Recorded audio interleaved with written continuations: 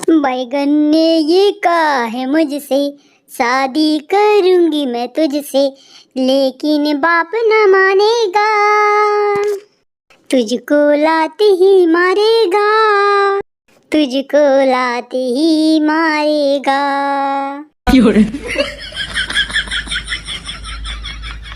अरे बैगन बैगन, तुम कैसे भी करके अपने अंडा पापा को मनाओ, नहीं तो मैं उसे फोड़ दूंगा, फोड़।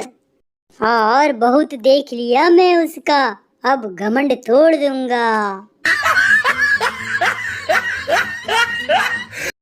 अरे आलू, तुम एक नंबर के शराबी हो, पियक्कड़ हो, जहाँ तहाँ गिरते पड़ते रहते हो, ये पूरा गांव जानता है, गांव।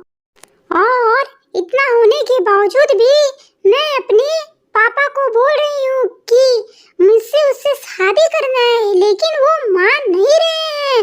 बोल रहे हैं मैं किसी सरकारी नौकरी वालों से तुम्हारी शादी कराऊंगा, शादी। अब मेरे आप प्यारे आलू, तुम ही बताओ मैं क्या करूं, मैं क्या करूं? अरे मेरी बैगन जाने मन, तुम एक काम करो, तुम मेरे साथ भाग चलो, हम लोग कहीं और जाकर शादी कर लेंगे और घर बसाएंगे अपना।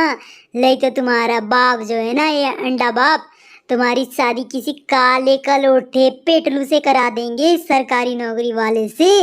और वो काला होगा तो तुम्हारे बच्चे भी काले होंगे, काले कलोठे।